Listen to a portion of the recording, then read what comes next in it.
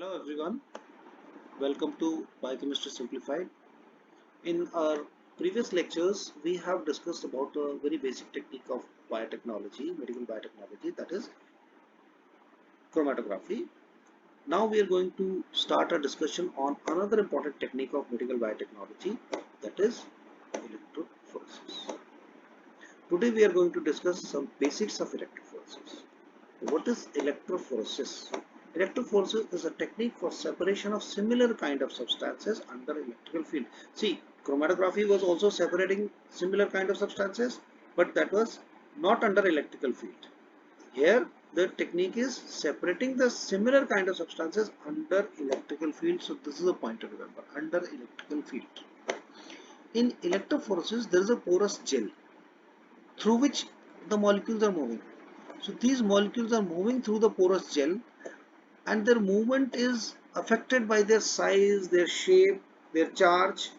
So they have different electrophoretic mobility and they will get separated. Let us see it in the horizontal direction.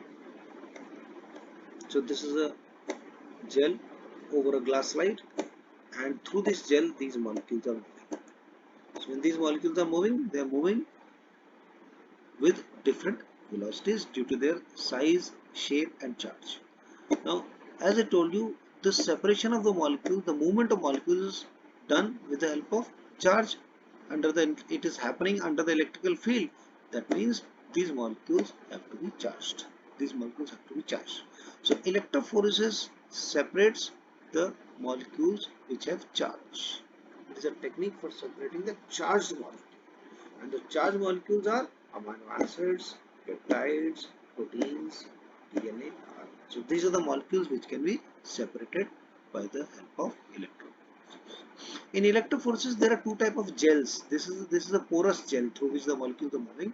So two types of gels are there. One is a polyacrylamide gel. Another is agarose gel. So polyacrylamide gel is also called PAGE.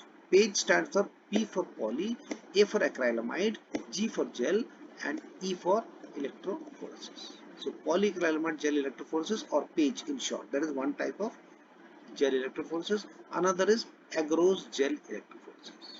So these are the two types of gels and two types of electrophoretic technique. Generally, the PAGE is used for for separating and analyzing the proteins, and agarose is used for analyzing the nucleic acids. Generally, I am saying agarose can separate and analyze proteins also. PAGE can separate and analyze nucleic acids also. But I am saying generally PAGE is used for proteins and agarose is used for nucleic acids. So P for proteins and E for acids. Right? And depending on the direction of movement of the molecules, it can be horizontal gel electrophoresis or vertical gel electrophoresis. Let us now discuss the technique of PAGE. As I told you, PAGE stands for polyacrylamide gel electrophoresis. So we have polyacrylamide gel. There are two glass slides, and in between the two glass slides, the polyacrylamide gel is poured. And on the top of the polyacrylamide gel, a slot is made. And suppose we have a mixture of proteins, and this mixture of proteins is poured over the gel on the slot in the slot, and then we apply electrical current. As the electrical current is applied, the proteins are moving, and due to the charge they are moving. So as they are moving, their electrophoretic mobility is different.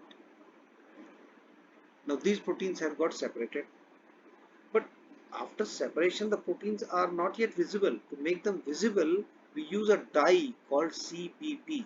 CBB stands for C for Kumasi, B for brilliant, and B for blue. So all the proteins will be colored blue by the dye CBB, Kumasi brilliant blue. Now there is a problem here. When electrophoresis is carried out and proteins are moving in this direction, and initially they were not visible because this dye was added later on, so we don't know how far to carry out the electrophoresis because there is a possibility that these proteins overshoot the gel. To prevent this, we use a tracking dye, that is called BPB. BPB stands for bromophenol blue.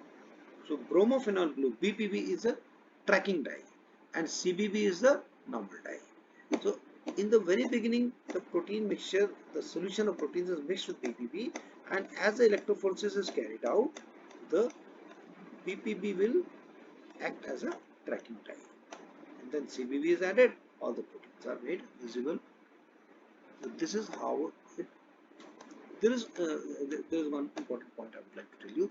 The advantage of page is that multiple samples can also be run in a single gel, and that is how it practically looks like.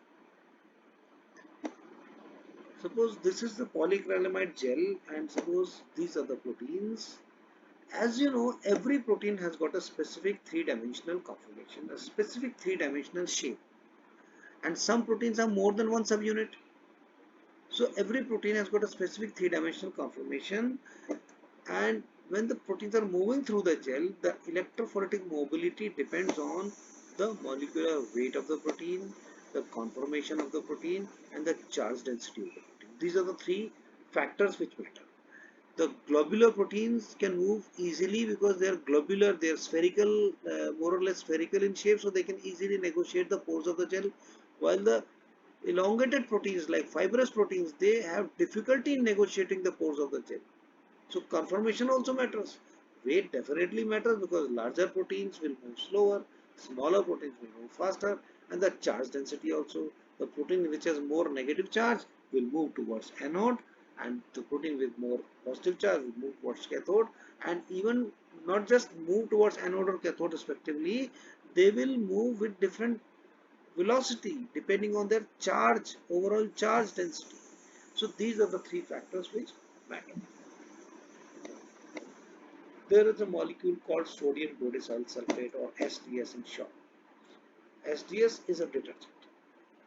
Detergent means it causes denaturation of protein and it is negatively charged. Suppose this is a protein which has got some three-dimensional conformation and some charge. Now this protein, when it is treated with SDS, number one, because of the detergent action of SDS, the protein will be denatured. Means only the primary structure remains, the secondary, tertiary and quaternary structures are all denatured, means all the subunits are separated and all the subunits will be denatured, it will be more in the elongated form. That is one thing which happens because of the detergent action of SDS. Secondly, the SDS molecule will bind all over the protein. So the whole protein will become negatively charged with equal charge density. So what happens after treatment with SDS? The proteins will be denatured. Even the subunits are separated. Like this protein has 4 subunits. So all the 4 subunits are separated and all of them are denatured. And of course negatively charged. So after treatment with SDS, all the proteins are denatured, all the proteins are negatively charged with equal charge density. So when these proteins are subjected to electrophoresis, electrical field is applied. Now, as I told you, the electrophoretic mobility depends on 3 factors: the molecular weight, the charge, and the conformation. Conformation will not matter because all the proteins are denatured. Charge will not matter because all the proteins have equal charge density. So the only thing which separates the protein is the size. So the proteins are separated on the basis of size, purely on the basis of size. So this is a technique called SDS page. So proteins are separated purely on the basis of size, or more precisely on the basis of relative molecular mass, which is called MR in short.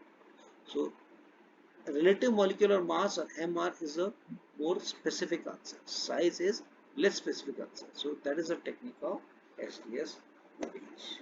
This is how it practically looks like. See, the molecular weight markers are also run side by side. So these are proteins, they have a molecular weight of 97 kilodalton. This protein has a molecular weight of 200 kilodalton. This protein has a molecular weight of 20 kilodalton and so on. So this is SDS page.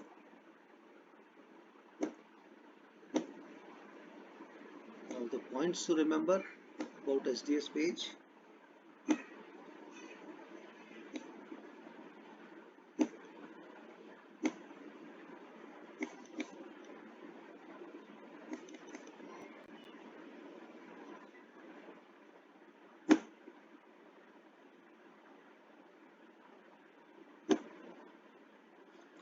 Chromatography is a technique for purification, that is separation as well as analysis. But electrophoresis is a technique basically for analysis. That is checking the purity of the sample after chromatography. Right? So chromatography is for separation, analysis both, but electrophoresis mainly for analysis. Basically for analysis, checking the purity of the sample. Electrophoresis can be performed only on the charged molecules, that is amino acids, peptides, proteins and nucleic acids. Page for proteins, agarose for nucleic acids. The dye for proteins is CBB for staining and BPB for tracking. Technique separating the proteins purely by size, that is gel filtration, gel permeation, molecular sieving, size exclusion chromatography, that separates by the tumbling radius or Stokes radius, that is chromatography technique. In the electrophoretic technique, it is the SDS page, which separates the proteins purely by the relative molecular mass or size, that is MR. So these are the important points to remember. So with that, we finish our discussion here. In the next lecture, we'll be discussing about some more techniques of electrophoresis.